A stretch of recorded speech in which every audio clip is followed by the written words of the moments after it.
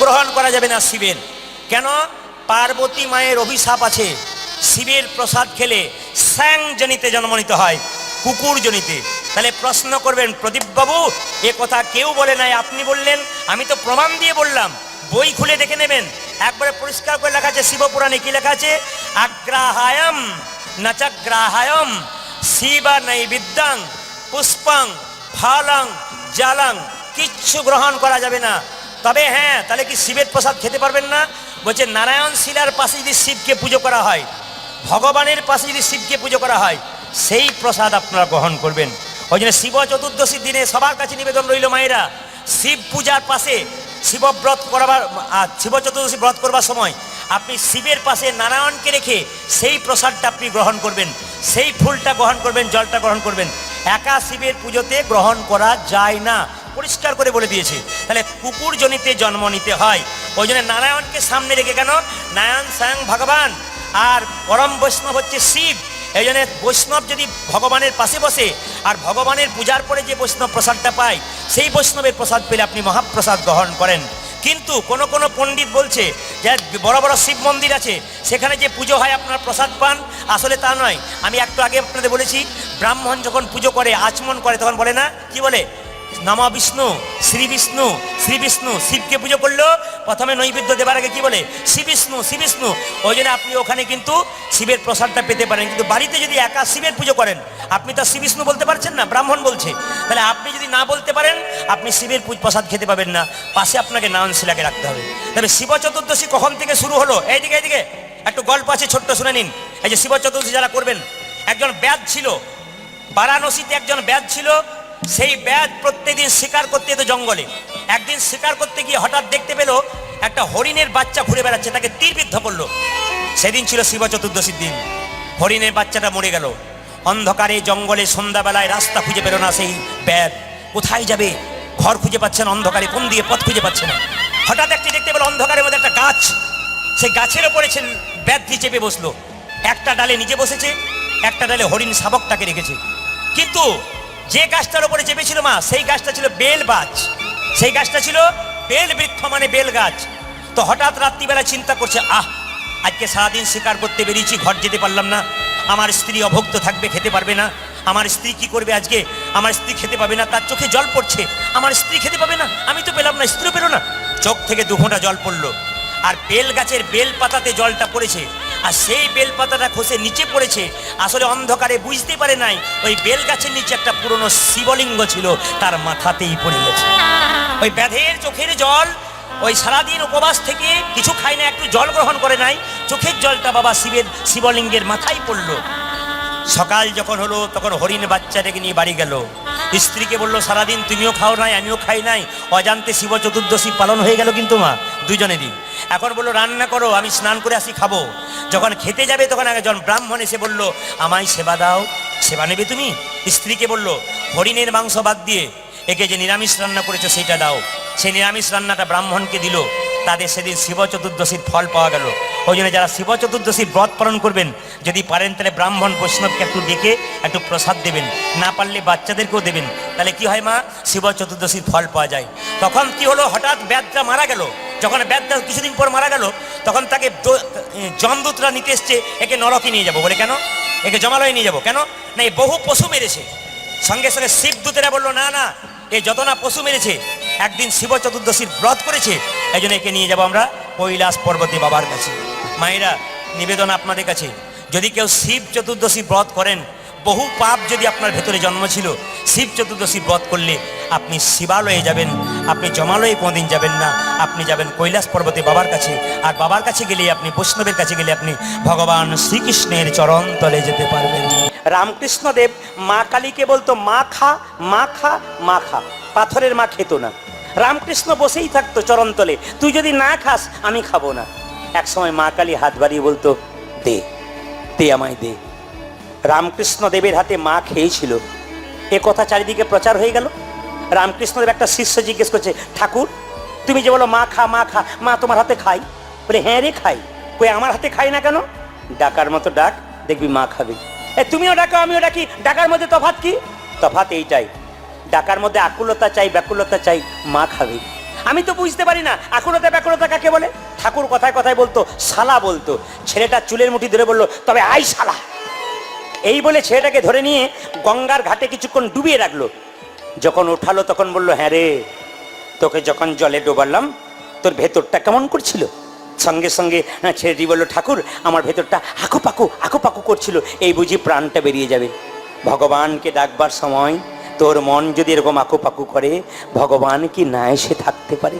ও মায়েরা, আপনাদের কাছে নিবেদন রইল, দাদা ভাইদের কাছে নিবেদন রইল, কে কখন চলে যাবে কেউ জানে না। ভালো করে শুনবেন, কে কখন চলে যাবে কেউ জানে না, যাবার কোনো নির্দিষ্ট টাইম নেই। তাই যাবার আগে কিছু ভালো কাজ করে যান, এ কোনো বয়সের ব্যাপার নেই। আপনারা তো দেখতে পেলেন কিছুদিন আগে উড়িষ্যাতে বালেশ্বর একটা ট্রেন অ্যাক্সিডেন্ট হলো না? এটা আমি পেপারে পড়েছিলাম। কি পড়েছিলাম? একজন মা বলছে আমার ছেলে 1 বছর পর বাড়ি আসছে, অ্যাক্সিডেন্ট হবার আগে 2টো স্টেশন আগে আমাকে ফোন করছে, মা আজকে ভালো ভালো খাবার তৈরি করে রেখো, 1 বছর পর তোমার কাছে আসছি, তোমার হাতে খাবো। মায়ের হাতে ছেলে আর খেতে পারলো না। কত স্বামী, কত স্ত্রীর স্বামী 1 বছর পর বাড়ি আসছে, স্ত্রী আনন্দে বিভোরা হয়ে গেছে আমার স্বামী আসছে, স্বামী আর এলো না। কতজনে কাজে যাচ্ছিল নিজের লক্ষ্যে পয়সা রোজগার করে বাড়ি তৈরি করব, আর হলো না। কার যে কখন সময় চলে যাবে আসবে কেউ জানে না বাবা। যাবার আগে কিছু ভালো কাজ করে দাও। সেই ভালো কাজটা কি? কৃষ্ণ নাম, হরি নাম, তাছাড়া কোনো উপায় নাই। আপনাদের ছোট্ট করে প্রমাণ দিয়ে দিমা, যে যেখানে বসে আছেন এই দিয়ে তাকাবেন। এই যে হাতটা পেয়েছেন, হাত দিয়ে কি করবেন? খাবেন? ঝগড়া করবেন? না। এই চোখটা পেয়েছেন, চোখ দিয়ে কি করবেন? শুধু পৃথিবীর সব জিনিস দেখবেন তা নয়। মুখটা পেয়েছেন, মুখ দিয়ে কি করবেন? এই যে আপনি চরণটা পেয়েছেন, চরণ দিয়ে কি করবেন? এই কপালটা পেয়েছেন, কপাল দিয়ে কি করবেন? প্রমাণ দেখে নিন যে যেখানে বসে আছেন। কুরুক্ষেত্রের যুদ্ধ যখন শেষ হয়ে গেল, কৃষ্ণ যখন অর্জুন যখন জিতে গেল পঞ্চপাণ্ডব, তখন অর্জুন কৃষ্ণকে বলল, প্রভু আমি তো অনেক রক্ত ঘাঁটলাম, পাপ করলাম, আমি গঙ্গায় গিয়ে আমার শরীরটাকে একবার পবিত্র করে নেবো ধুয়ে। এই যে দেখান, কৃষ্ণ হাসলো, তুমি গঙ্গায় স্নান করবে, যাও। যখন গঙ্গায় স্নান করবার জন্য অর্জুন নামতে যাচ্ছে, চমকে গেল। প্রশ্ন করবেন কি চমকে গেল? হঠাৎ দেখছে একটা শৃগাল বসে আছে, একটা মৃতদেহ ভেসে ভেসে আসছে, তাকে ছিঁড়ে খাবে বলে। তো মরা দেহটা আসছে ধীরে ধীরে, শৃগালটা কিন্তু উঁকি মেরে বসে আছে, কখন আসবে? অর্জুন স্নান না করে তাকিয়ে আছে, দেখি তো কি করে। 1 ঘন্টা পর যখন মৃতদেহটা ধীরে ধীরে ভেসে এলো মা, সঙ্গে সঙ্গে শৃগালটা কি করলো?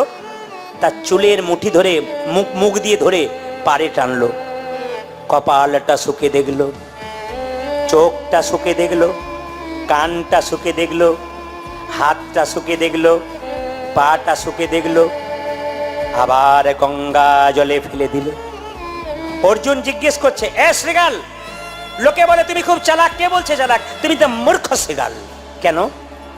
তুমি 1 ঘন্টার পর ঘন্টা অপেক্ষা করে মৃতদেহটা পেলে, তার চোখ দুটো শুকলে, কানটা শুকলে, কপালটা শুকলে, মুখটা শুকলে, পা দুটো শুকলে, হাতটা শুকলে, ফেলে দিলে কেন? চোখ দুটো শুকে দেখলাম কেন জানো? কেন জানো?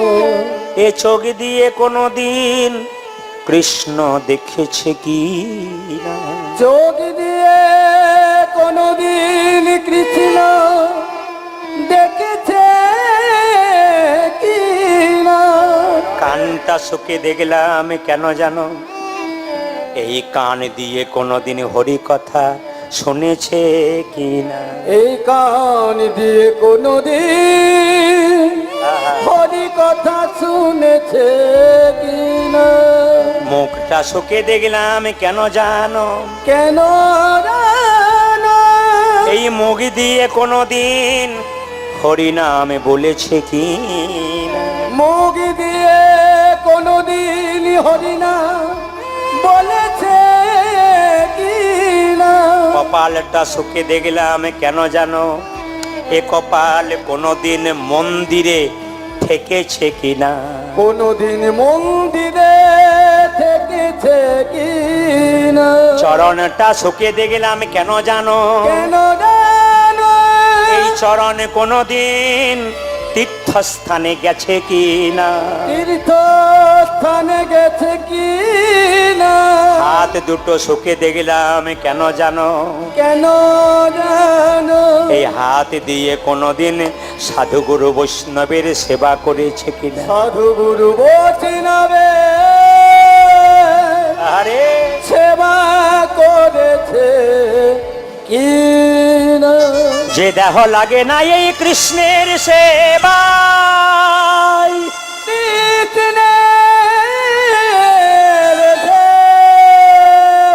সেই দেহ জানিও যে কৃষ্ণ দেহ নয়। কৃষ্ণ দেহ সেই দেহ জানিও যে কৃষ্ণের দেহ নয়।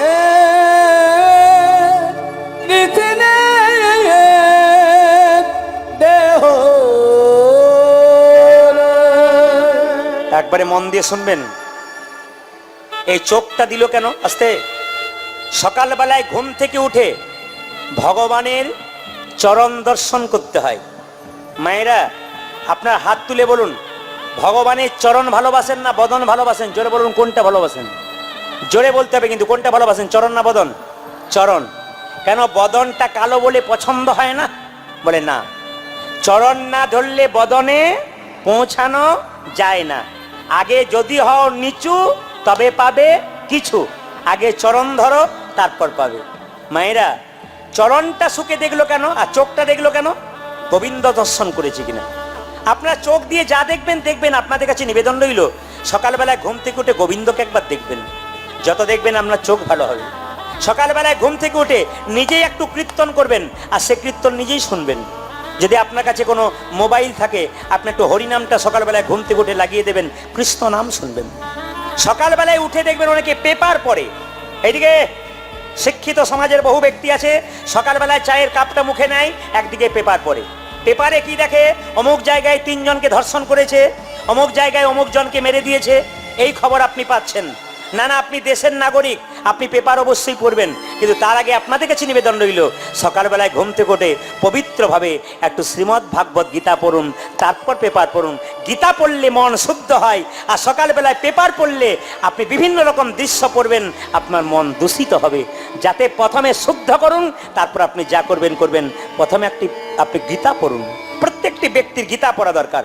মায়েরা অবাক হয়ে যাবেন, দেখবেন রাশিয়া, এই রাশিয়া কিন্তু কমিউনিজমের জায়গা। এরা কিন্তু রাশিয়ার মানুষ কমিউনিস্ট, এরা কিন্তু যুক্তিবাদী। এরা যেখানে লাভ থাকে সেখানে যায়, লাভ ছাড়া যায় না। আশ্চর্যের ব্যাপার, অবাক হবেন আপনারা শুনলে, রাশিয়ার 1 লক্ষ মানুষ কৃষ্ণ ভক্ত হয়ে গেছে। কে করেছে? শিল প্রভুপাদ। আজ কৃষ্ণ মন্দিরে দেখবেন রাশিয়া থেকে প্রচুর মানুষ, যারা বাংলা ভালো করে বলতে জানে না, তারা হরে কৃষ্ণ বলে নৃত্য করছে। এরা কি লাভ বুঝেছে? এরা বুঝতে পারলো, আমরা পশ্চিম বাংলার মানুষ এখনো পর্যন্ত বুঝতে পারলাম না। মহাপ্রভু আমাদের কি ধন দিয়ে গেলেন আমরা কেউ বুঝতে পারলাম না। আমরা বৈষ্ণবকে সম্মান দিতে পারলাম না, ব্রাহ্মণকে সম্মান দিতে পারলাম না, তাহলে আমরা করলামটা কি? এই জন্য আপনাদের কাছে নিবেদন রইল, কপালটা শুকে দেখলো কেন জানো? এই কপালে কোনোদিন দেব মন্দিরে ভগবানের মন্দিরে থেকেছে কিনা? দাদা ভাইরা, সাইকেলে যান, মোটর সাইকেলে যান, বিপদ থেকে রেহাই পাবেন। কি? যদি আপনি সাইকেলে যাচ্ছেন, মোটর সাইকেলে যাচ্ছেন, তারা আছে আপনার, তবু যেখানে মন্দির পাবেন একটু হালকা থামিয়ে দিয়ে পাটাকে নামিয়ে মন্দিরের দিকে মাথাটাকে একটু নামিয়ে তারপর যাবেন। যদি মাথা নামিয়ে দিয়েছেন, ভগবান হাত দুটো এরকম করে দিয়েছে, যা আশীর্বাদ করে দিলাম। যদি সময় থাকে, মোটর সাইকেলটা 1 মিনিটের জন্য থামিয়ে মন্দিরে মাথাটা একটু ঠুকলেন, আপনার আশীর্বাদ ভগবান দিয়ে দিলেন। এই জন্য সবার কাছে নিবেদন রইল, রাস্তা দিয়ে পেরোবার সময় কোনো মন্দির দেখলে, কোনো দেব মন্দির, কোনো ভগবানের মন্দির দেখলে, কোনো বৈষ্ণব দেখলে, আপনি মাথাটাকে একটু নিচু করে যান, আশীর্বাদ হয়ে যাবে। এই দিকে তাকাবেন। মুখে কৃষ্ণ কীর্তন করুন। মুখটা দিল কেন? কৃষ্ণ নাম করার জন্য। দিনের মাথায় 3 বার 4 বার খেতে পারেন, আর 3 বার হরে কৃষ্ণ নাম করতে পারেন না? হরে কৃষ্ণ নাম আমাদের করতে হবে। এবার পাটা কেন দিল? তীর্থস্থানে যাবার জন্য। অনেকেই প্রশ্ন করতে পারেন, প্রদীপ বাবু আপনি তো দিব্যি আসরে দাঁড়িয়ে বলে দিলেন তীর্থস্থানে যান, তীর্থস্থানে যান, আমার টাকা পয়সা না থাকলে আমি কি করে যাব? শাস্ত্র তো বলে দিয়েছে, যেখানে যেখানে হয় হরির নাম ও সংকীর্তন, সেটাই নিত্য নবদ্বীপ, নিত্য বৃন্দাবন। যার পয়সা নাই, নাই বা থাক, এখানে হরিনাম হচ্ছে, এখানে আসুন, এই জায়গাটা নবদ্বীপ, এই জায়গাটা বৃন্দাবন, এইসব এরকম তীর্থস্থানে আসুন, আপনার জীবন সুন্দর হবে। হাত দুটো পেলো কেন? সাধু গুরু বৈষ্ণবের সেবা করার জন্য। মায়েরা, হাত দুটো পেলেন কেন? যদি পারেন সপ্তাহে একদিন সাধুগুরু বৈষ্ণবের সেবা করুন, যদি না পারেন মাসে একদিন করুন। মায়েরা যারা কীর্তন শুনছেন, দাদা ভাইরা শুনছেন, যাদের ছেলে মেয়ের বিয়ে দেবেন তাদের জন্য বলে রাখি, ছেলে মেয়ের বিয়েতে নিমন্ত্রণ সবাইকে করেন, কিন্তু প্রথম নিমন্ত্রণ তাকে করতে হবে যে ভগবানকে দিয়ে তারপর খায়। আমরা অনেকেই আছি যারা আগে খাই, ভগবানকে দিই না, কিন্তু এমন ব্যক্তি আছে সাধুগুরু বৈষ্ণব যারা ভগবানকে দেয় তারপর খায়। আপনার সেই ব্যক্তিকে প্রথমে নিমন্ত্রণ করুন যারা ভগবানকে দিয়ে তারপর খায়। এই দিয়ে তাকান মায়েরা, কোনো বৈষ্ণবকে নিমন্ত্রণ করবেন, আপনার মেয়ের বিয়ে হবে তার 7 দিন আগে আপনারা যদি পারেন তো 7টা 10টা 11টা বৈষ্ণবকে ডেকে আপনার সেবা দেবেন। আপনি যদি শাক অন্ন দেন, যদি লবণ হয়ে যায় জিজ্ঞেস করবেন কেমন খেলেন, তখন সঙ্গে সঙ্গে বলে খাবার বলতে নেই মা, প্রসাদ পেলাম, অমৃত পেলাম, তোমার মেয়ের বিয়েতে আশীর্বাদ করে দিলাম, তোমার মেয়ের স্মৃতির সিঁদুর যেন দীর্ঘায়ু হয়। আবার দেখবেন কোনো একজন ব্যক্তি যে লাল গাড়িতে 4 চাকাতে এসে আপনার বাড়িতে খেয়ে দিয়ে চলে গেল, কিন্তু যাবার সময় 2000 টাকার প্রেজেন্টেশন দিল, লোকে জিজ্ঞেস করলো দাদা খাবারটা কেমন হয়েছিল, বলে পোলাওটা তো ভালো হয়েছিল, বাদামগুলো পোড়া পোড়া হয়েছিল। মানে আপনার খেলো বদনাম করে গেল, 2000 টাকার প্রেজেন্টেশন দিল, এই প্রেজেন্টেশনটা আপনার 2 বছর রইল, কিন্তু সাধুগুরু বৈষ্ণব যে আপনার মেয়েকে প্রেজেন্টেশন দিল ওটা আপনার মেয়ের জীবনে চিরকাল রয়ে গেল। না না, আপনার সবাইকে খাওয়াবেন, কিন্তু বৈষ্ণবকে আগে খাওয়াবেন, তবে আপনার লাভ আছে। ও মায়েরা, আপনাদের কাছে নিবেদন রইল, আপনি মেয়ের বিয়েতে যদি মেয়ের আঙ্গুল কেটে যায়, কি বলেন, আঙ্গুলটা কেটে গেল রে, কি অলক্ষণে কাজ করলি, রক্ত দেখলি, কিন্তু আপনার মেয়ের বিয়েতে 25টা পাখি 6টা ছাগল কাটলেন, এত রক্তের বান বন্যা বয়ে গেল, আপনার মেয়ের কখনো মঙ্গল হতে পারে? আমরা এখন যদি ওসব না করি তাহলে বলবে একবারে কাজে থেকে গেছে, এর আর কোনো দাম নাই। কিন্তু আসল দামটা কি বলুন তো? যদি নিরামিষ করতে পারেন ভগবানের আশীর্বাদ থাকতে পারে। যেখানে বিবাহে প্রজাপতি ব্রহ্মা স্বয়ং উপস্থিত আছে, সেই জায়গায় যদি ছাগল কাটা হয়, পাখি কাটা হয়, আপনারা বিচার করে বলুন। আজকের জীবনে দেখবেন যত কেস হচ্ছে আদালতে, সবচাইতে বেশি কেস কি বলুন তো? বিবাহ বিচ্ছেদ। একবারে 100%। কেন? আমরা অন্যায় করছি, তাই আমাদের জীবন সুন্দর হচ্ছে না। সবচাইতে দুঃখের ব্যাপার, দরজা দিয়ে মৃতদেহ নিয়ে যাচ্ছে, বলো হরি হরি বলো হরি হরি। আপনিও প্রণাম করছেন, আমিও প্রণাম করছি, আর কি ভাবছি বলুন তো, ও বোধ হয়ে গেল, আমি বোধ হয়ে যাবো না। কিন্তু যিনি হেলতে দুলতে যাচ্ছেন উনি শিখিয়ে দিয়ে যাচ্ছেন, আমাকে দেখে শিখে নাও, আমি মরি নাই, তোমাদের শিখিয়ে দিলাম। তোমার আগে আমি সংসার করেছি, কত ভালোবাসা দিয়েছি সবাইকে, সংসারের মায়া ত্যাগ করে আমি যেমন বাঁশের মাচায় হেলতে দুলতে চললাম, একদিন তোমাকেও কিন্তু হেলতে দুলতে চলে যেতে হবে। বাবারা দেখেছেন আপনারা, যেখানে ছাগল কাটা হয়, আস্তে, যেখানে দেখবেন ছাগল কাটা হয় মায়েরা, সেখানে দেখবেন একটা ছাগলকে কেটে চামড়াটা ছুলে ঝুলিয়ে দিয়েছে, আর পাশে একটা ছাগল বসে বসে দিব্যি কাঁঠাল পাতা খাচ্ছে। ও ভাবছে যে আমার বোধহয় লাইন নাই, এখন আমি পালিয়ে যাব, কিন্তু এরপরে যে ওর ছালটা ছোলা হবে ও বুঝতেই পারছে না। আমাদের ঠিক এরকম অবস্থা, একজন চলে যাচ্ছে, আমরা ভাবছি বেঁচে থাকবো, কিন্তু এরপরে যে আমাদের লাইন আছে এটা কিন্তু আমরা ভাবলাম না। আজকের লীলার নাম হচ্ছে ভগবান শ্রীকৃষ্ণের কালীয় নাগ দমন। আপনাদের শরীরে যে কালীয় নাগ আছে তারা কারা বলুন তো? কাম, ক্রোধ, লোভ, মোহ, মদ, আশ্চর্য, এই কালীয় নাগগুলো ভগবানের চরণে দিতে হবে। মায়েরা, পূর্ব জন্মে যে যেমন কর্ম করবে এই জন্মে তার সেরকম জন্ম হবে। প্রমাণ কি? আপনাদের এই গ্রামে আজকে 2টো বাচ্চা জন্ম নিয়েছে, ধরুন এই পাড়াতে একটা, ওই পাড়াতে একটা। একটা বাচ্চা সোনার চামচ মুখে নিয়ে জন্ম নিয়ে বড় লোকের বাড়িতে, আর একটা বাচ্চা জন্ম নিল কোথায়? ভিখারির বাড়িতে। বলুন তো বাচ্চাগুলোর কি দোষ? একই দিনে জন্ম, একজন বড় লোকের বাড়িতে, একজন ভিখারির বাড়িতে। কেন বলুন তো? পূর্বজন্মের কর্মফল। পূর্বজন্মে যে ভালো কর্ম করেছিল সে দামি বাড়িতে জন্ম নিল সোনার চামচ মুখে নিয়ে, আর পূর্বজন্মে যে খারাপ কর্ম করেছিল সে ভিখারির বাড়িতে জন্ম নিল। জেনে নিন, কীর্তন শুনতেছে, মানুষ কুলে জন্ম নিয়েছেন, ভাগ্য ভালো আপনার, জীবনটাকে অবহেলায় হারাবেন না। কৃষ্ণমুখী করুন, ভজন করুন, সাধন করুন, সংসারে থাকুন, আপনার চিন্তা থাকবে না। সংসার মানে সমস্যা, প্রত্যেকটা মানুষের জীবনে সমস্যা আসবে, কিন্তু মাথায় রাখবেন সমস্যার সমাধান করার জন্য একজন আছেন শ্রী গোবিন্দ। তাকে পাশে রাখলে আপনার সমস্যার সমাধান হবে। একটা প্রমাণ দিয়ে দিই আপনাদের, আপনার মন দিয়ে শুনে নিন। কুরুক্ষেত্রের যুদ্ধে দেখবেন 100 ভাইয়ের পক্ষে কৃষ্ণ ছিল না, পঞ্চপাণ্ডবের পক্ষে কৃষ্ণ ছিল। কিন্তু পঞ্চপাণ্ডবকে কত হেনস্থা করেছিল কারা বলুন তো? 100 ভাই কত অপমান করেছিল। কিন্তু কৃষ্ণ যার সহায় আছে তার কখনো হার আছে?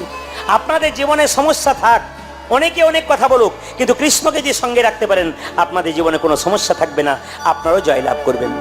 এই কালিয়নাগ পূর্বজন্মে কে ছিল মা? চন্দ্রধ্বজ রাজা।